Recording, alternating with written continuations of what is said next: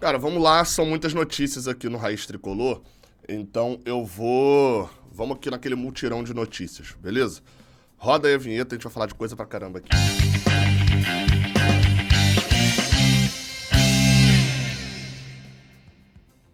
Eu sou Gabriel Amaral, sou jornalista, sou tricolor e vamos embora. A gente abre falando sobre expulsões, exatamente, né? Expulsões que tem chamado a atenção. O Fluminense está com um número muito alto de expulsões dentro dessa temporada. Ao todo, até agora, já são 22 expulsões. Pô, isso é expulsão pra caramba, cara. É quase uma expulsão a cada 3 jogos. Pô, isso é muita coisa. Né? Um pouco mais até do que isso. Bem, nessa última semana, os expulsos foram Thiago Santos e Felipe Melo. Ambos já estavam no banco. Mas o GE. Globo fez um levantamento ali de quais os motivos para a expulsão do Fluminense, para expulsões, né, de jogadores do Fluminense. E segundo o levantamento do GE. Globo, das 22 expulsões que o Fluminense teve, 15 foram por reclamação ou uma atitude antidesportiva. Né? Alguma atitude ali que o jogador tomou naquela hora, não necessariamente por reclamar, mas um exemplo, tacou a bola no chão, expulso, né? Toma o segundo amarelo. Segundo eles falaram aqui, carrinho, 3 vezes, me lembro aqui agora do Nino contra o Bahia, pisão 2 vezes, me lembro agora do Samuel Xavier contra o Flamengo, braçada e pontapé, uma cada, não me lembro aqui exatamente de alguma para fazer referência dessas, foram a razão das outras 7 expulsões no ano. Cara, 15 expulsões por reclamação é muita coisa. Óbvio que eu entendo perfeitamente que quando a arbitragem tá uma merda, a gente reclama, isso é fato. Assim como foi na quarta-feira, por exemplo. Na quinta, né? No Fluminense e Corinthians. Isso é óbvio, né? E é um medo que, obviamente, eu tenho, é que arbitragens ruins acontecem o tempo inteiro. Isso aconteceu no Campeonato Brasileiro, foram jogadores do banco que reclamaram e a expulsão não afetou, né, muito a gente. Não ficamos num 11 contra 10, um 11 contra 9. Por outro lado, o Lima segurou o árbitro, o Germancano reclamou de uma maneira muito assintosa. E é óbvio, a arbitragem é ruim, tem que reclamar, tem que pressionar, é assim que funciona o futebol. Por outro lado, não dá pra gente ignorar que na final da Libertadores, possivelmente teremos uma arbitragem ruim. Então, e o Boca vai fazer uma milonga 10 mil vezes maior do que o Corinthians fez. Então, o Fluminense tem que ter na cabeça que já perdeu uma Sul-Americana que passa também por uma expulsão por perda de cabeça. Quem não se lembra, 2009, Fred, procura aí que você acha o motivo do Fred ter sido expulso. Se eu não me engano, era um lateral, uma falta na linha lateral, assim. Era um motivo bobo, só que o Fred explode, né, por reclamação e toma um cartão vermelho. Então, é algo que a gente tem que ficar preocupado, é algo que a gente tem que ficar ligado, porque no final das contas, se a gente encarar o jogo final nesse desespero, o Boca vai usar isso contra a gente.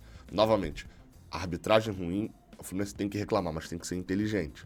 Senão, é o exemplo que eu já dei, né? É o cara que tá com raiva de alguma coisa, ele vai dar um socão na mesa e aí ele quebra a mão dele. É a mesma coisa. Reclamar e ser expulso, passar da conta na reclamação e ser expulso é isso. Você já tava com raiva e ainda quebrou a mão. E o Boca jogou, tá? O Boca jogou nessa última sexta-feira. Entrou em campo com praticamente todos os titulares, só poupou o zagueiro Fidal e o Advíncula, né, o lateral peruano, que atuou pela seleção peruana, né, na última data FIFA. Tomou um baile, por sinal, do Lionel Messi. Mas, enfim, então só eles ficaram de fora. O time do Boca foi escalado com Romero, Blundell, Valdez, Marcos Rojo, que não joga a final, né, o zagueiro que está atuando pela esquerda, e o Fabra, Medina, Paul Fernandes e Eque Fernandes e o Ezequiel Barco, com Merentiel e Cavani na frente. Eu falei Ezequiel Barco. Ezequiel Barco é o outro o que era do Independente e foi pra MLS. Esse é o Valentim Barco. Confundi os barcos aí. Merentiel e Cavani. Esse time foi a campo e ganhou. O Boca Juniors voltou a ganhar depois de um bom tempo.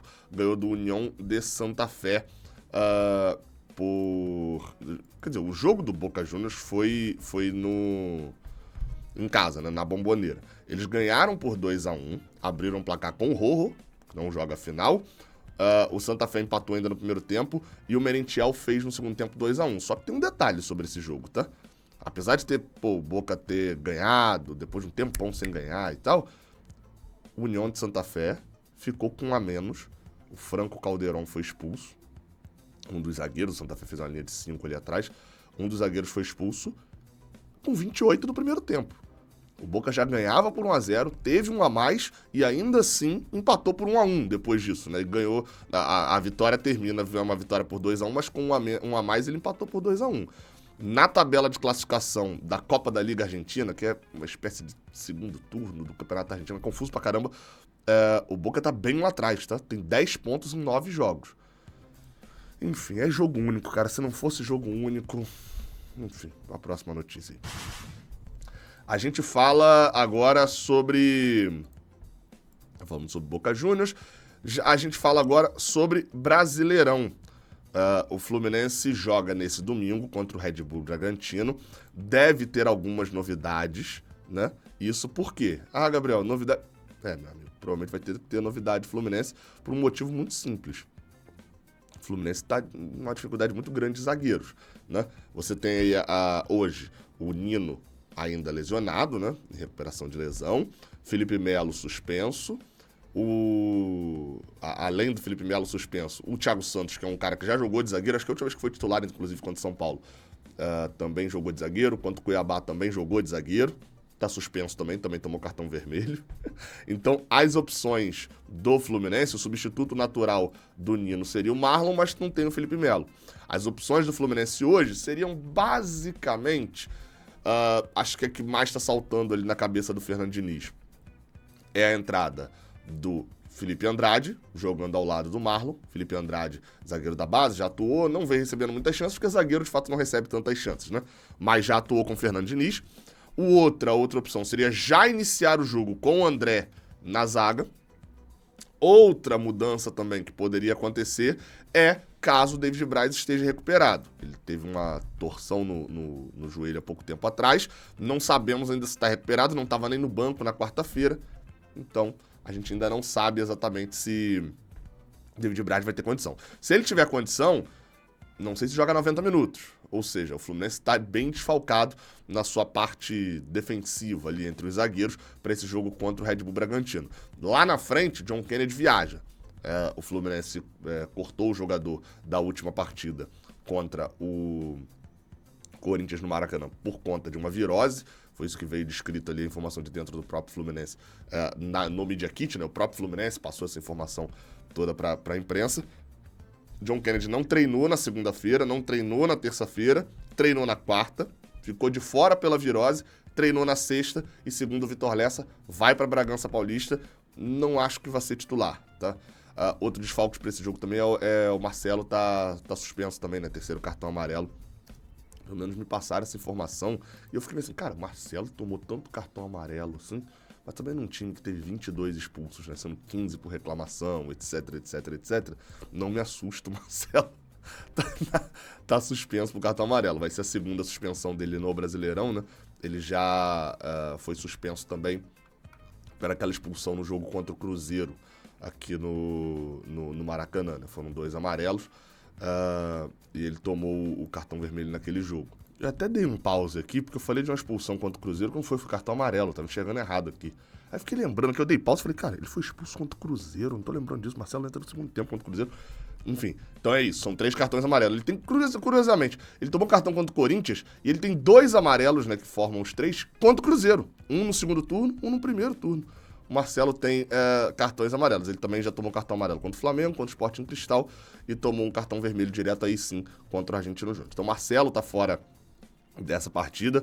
O Fluminense tem ali como além desses desfalques, né, todos que eu falei, o lateral esquerdo deve ser o Diogo Barbosa, né, e talvez a gente veja o John Arias, né, que passou por uma maratona de viagens ali, talvez até veja o John Arias também voltando a ser titular em Bragança Paulista. Só pra gente poder fechar aqui, arrematar esse vídeo, vamos falar rapidinho sobre calendário. O Fluminense teve divulgado a sua trajetória até a final da Libertadores. A trajetória do Fluminense passa por... Deixa eu botar aí na tela para vocês conferirem juntinho comigo. Ó, nesse sábado, né, aliás, nesse domingo agora, o Fluminense vai a Bragança Paulista, esse jogo já estava marcado, então domingo, dia 22, Bragança Paulista, 6h30 da tarde, 6h30 da noite. Na quarta-feira, jogo também já marcado, Volta Redonda, Fluminense Goiás, e a CBF finalmente já marcou as outras rodadas. No sábado, tá marcado o Atlético Mineiro e Fluminense às 9 da noite, aquele jogo em 4K, né, do Sport TV, Atlético Mineiro e Fluminense na Arena MRV. Estarei nesse jogo de ônibus, porque a passagem ficou impossível, porque a CBF, passagem de avião, né? A CBF marcou o jogo em cima da hora. Então, sábado, o Fluminense joga sábado que vem, às 9 da noite em BH, contra o Galo, e vai jogar na terça, contra o Bahia, às 7 da noite na Arena Fonte Nova. Por que que isso vai acontecer? A Conmebol não queria que o Fluminense jogasse nessa semana. Só que a CBF não tem data para encaixar esse jogo depois. Já vai ter que adiar o Fluminense São Paulo, que seria no dia da final da Libertadores, né? Então, o que a CBF fez? Marcou o jogo contra o Galo pro sábado e o jogo contra o Bahia pra terça, porque na quarta-feira o Fluminense já tá todo disponível para a final da Libertadores, que acontece no sábado, às 5 horas da tarde. E aí vem um detalhe, tá? Vem um detalhe importante, tá? Provavelmente o Fluminense deve mandar o time reserva pra Fonte Nova, tá? Muito provavelmente não vai, deve jogar normal contra o Galo no sábado e segurar o time na terça pra ficar a semana inteira no Rio de Janeiro. Beleza, então. Então, aí vem a final da Libertadores, né? Que é no dia 4, vai ter rodada e tal. Vai ter jogo no dia 4. A CBF permitiu o jogo no dia 4. A Conmebol normalmente não permitia jogo no dia da final, não. Mas, enfim, Fluminense e São Paulo tá um jogo adiado.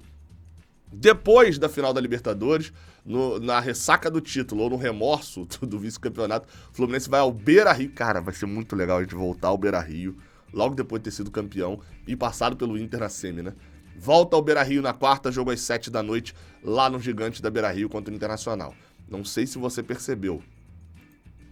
Você vai perceber agora. Isso porque no sábado, depois disso tudo, lá no dia 11 de novembro, o Fluminense enfrenta o Flamengo no Maracanã.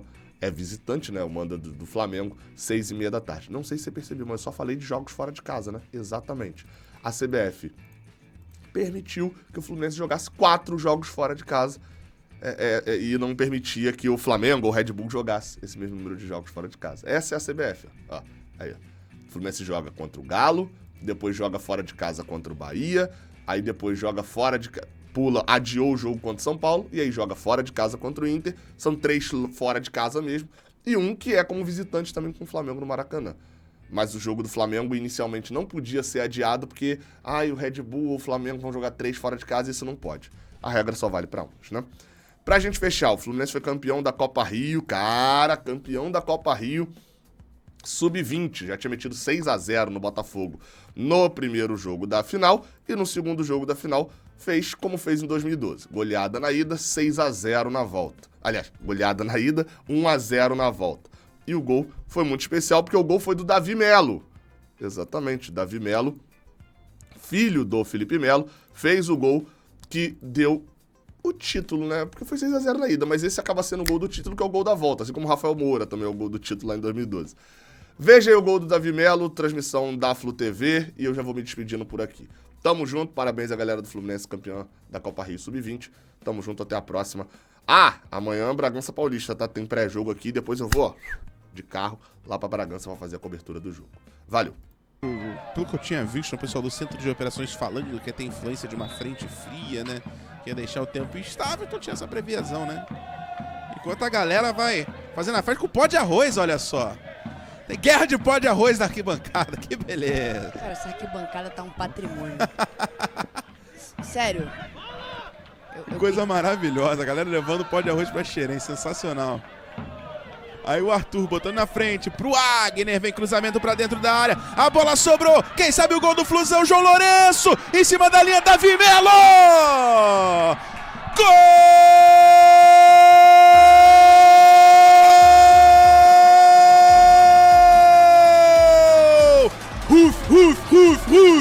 Davi Melo! Do Fluminense! Todo Todos cercando Davi Melo, a comemoração com o paizão, com o Felipe Melo, orgulho da família. Tá o pai, tá o filho, a bola sobra pro Davi Melo que faz o gol do título do Fluminense. Finalização do João Lourenço, a zaga tira em cima da linha. Lugar certo, hora certa. O abraço com o paizão. Felipe Melo, Davi Melo, Rufi, gol do Fluminense. 1 pro Fluminense, 0 pro Botafogo,